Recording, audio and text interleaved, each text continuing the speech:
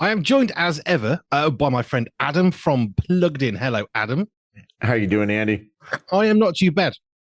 Just been trying to scoff some dinner down, which is always good. Yeah, You are not in your usual surroundings. Where are you this week?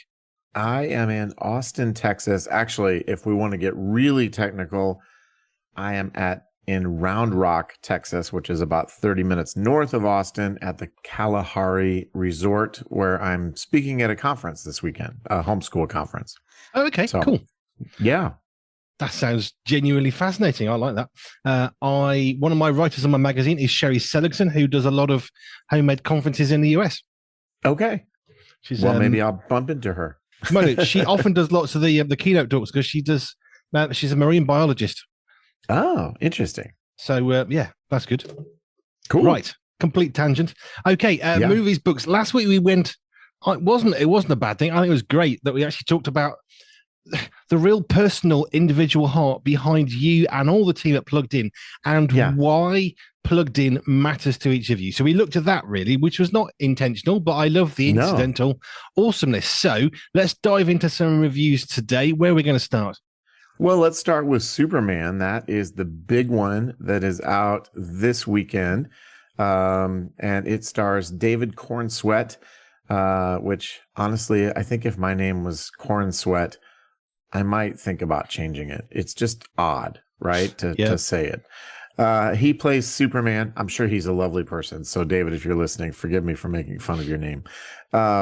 He plays Superman. And if you have been following at all what's been going on with DC, which of course is the comic publisher behind Superman, Batman, Wonder Woman, Aquaman, etc., you may be aware that they are rebooting it. And it is being run now by James Gunn, formerly of Guardians of the Galaxy fame. So, he brought a certain flair and panache to Guardians of the Galaxy and a sense of humor. And that got him this other gig. And so now he is rebooting the DC universe, and Superman is the first entry.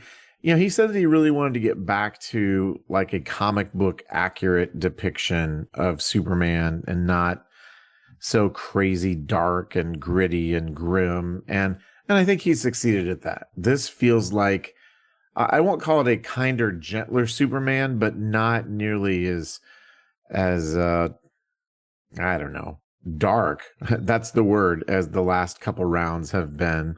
And of course, he finds himself opposed by Lex Luthor, who is played by Nicholas Hoult, and played well by him, I think.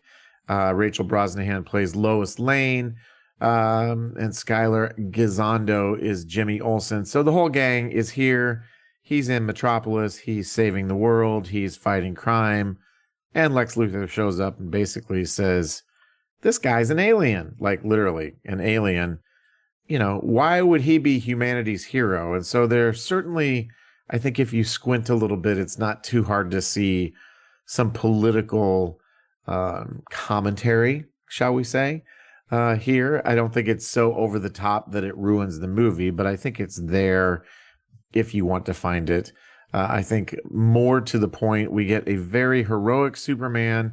We get comic book violence and a fair bit of PG-13 in the U.S.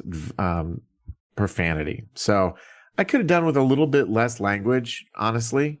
This one, I was mildly disappointed by how much language there was, but it's pretty much what we would get in any Marvel movie these days too. So pretty good. Critics seem to like it. Audiences seem to like it. It's Superman, How far wrong could you go?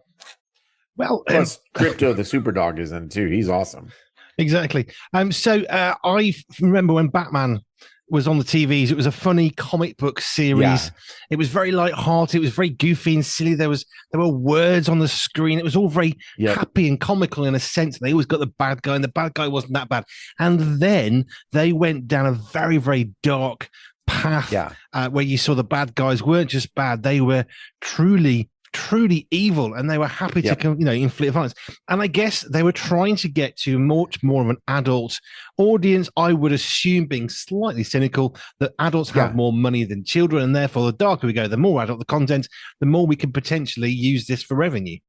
Yeah, no, that's right. And if you know anything again about the history of The Dark Knight, which came out in what, 2007, 2008, it was based on a 1986 graphic novel by Frank Miller called The Dark Knight. And in 1986, that was really a watershed moment, I think, for comics embracing the idea that superhero stories could be for not only something adults could enjoy, but actually stories written for adults, not for kids. And so that was really a turning point, an inflection point in the history of comic books.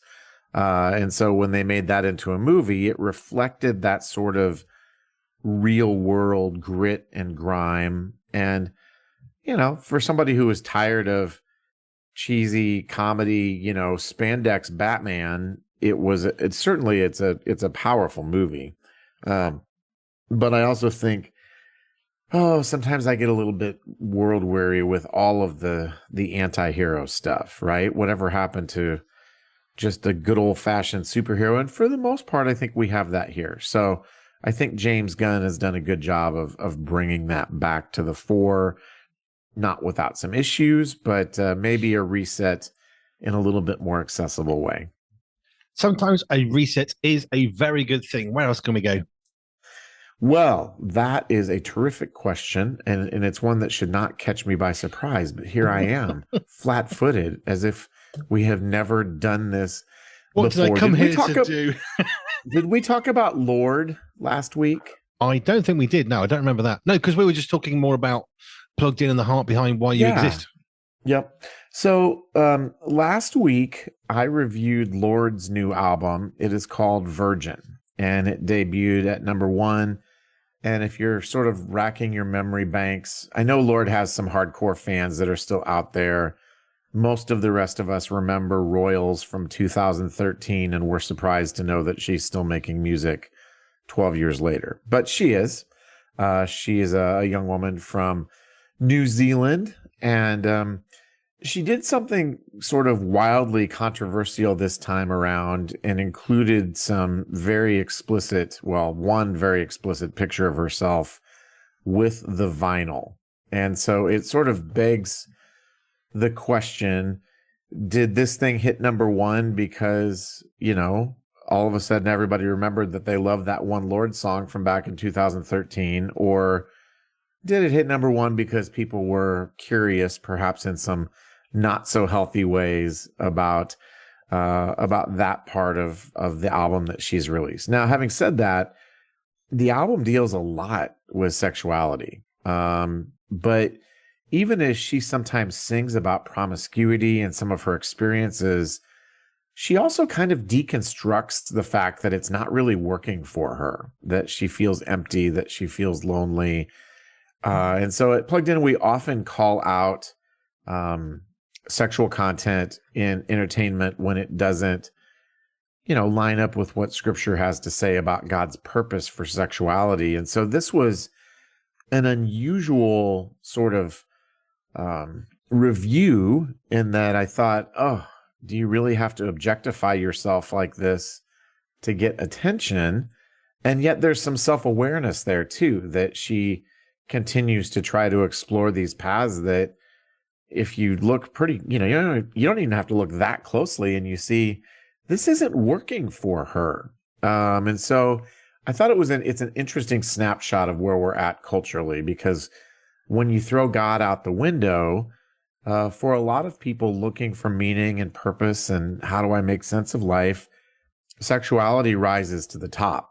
And certainly our culture emphasizes it a great deal. And so here I think we have a young woman who is looking for a level of meaning and purpose in that part of her identity, and she's not really finding it. So I thought, okay, there are some problems here, but some interesting sort of observations that maybe she doesn't even know she's making.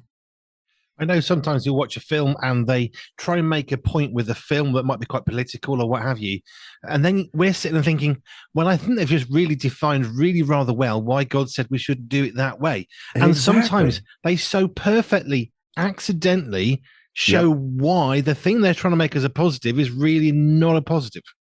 Yeah. No, that's right. And I think she is, well, I don't know what her intent was with the picture, but with the music itself, we get a very unvarnished and raw look at a young woman who seems actually pretty desperately unhappy. She doesn't seem like she's in a great place, and she's pretty honest about that. So again, I think we review all kinds of things that Plugged In because different kinds of entertainment influence us in a different way. And I think with music, especially, and I think you and I have talked about this, it influences over and over and over and over again. And I think young people identify with their favorite musicians in a way that they probably don't identify with their favorite video game or TV show or movie. There's something deeply personal about music specifically. And I just wonder what the influence of Lord's reflections on this part of her life, I wonder how people are going to respond to that. And for people who love her, if you listen to them over and over and over again, what is the fruit of that going to be? And I can't answer that question, but I know that music, because it connects so deeply with us emotionally, I think music is the most influential entertainment medium for kids that are really wired that way. So that's why we talk about it. Which you and I definitely have spoken of because I absolutely emphatically agree with you. Music is so emotively powerful in either good or bad ways. I don't think any music really just sits in the middle. I suppose pop music, people think, well, it's kind of middle of the road. Well, I don't think so because I'm not that big a fan of pop music. It doesn't sit in the middle for me either. And even if it is fairly innocuous, right? Even if it doesn't have a deep, deep message, you think about your favorite movie versus your favorite music. And, maybe you've seen your favorite movie 50 times or 100. You have listened to your favorite musician and favorite songs probably thousands and thousands and thousands of times. And so it just, I may lose my mind at some point and not know my name, but I'll still probably be able to sing Living on a Prayer by Bon Jovi. It's kind of just, it's hardwired into my cerebral cortex. And so I think that we want to help our kids, I think, ask those questions. What is it that you connect with here? What do you like about it? What do you identify with? Where does it say, this is my music and these are my people? And, if you go to a concert for a big musician, it's a tribe, right? You see people dressing a certain way, acting a certain way. Like there's so much identification going on there. And it's fascinating. My son is a huge fan of the emo band My Chemical Romance, and we're going to see them in Los Angeles later this summer. And we've seen them a couple of times in the last few years, and it's always just, it's interesting to me to watch the My Chem fans because it's a tribe. They act a certain way. And to a certain extent, I connect with that. And to a certain extent, I might be too old. But there you go. I will issue no commentary on that whatsoever beyond what you said. Adam, if people want to connect with all the reviews that Plugged In are pushing out all of the time, where do they come to? You come to pluggedin.com, and we are part of Focus on the Family. Adam, thank you. Enjoy Texas, and we'll speak again soon. Sounds good. Thanks, Andy.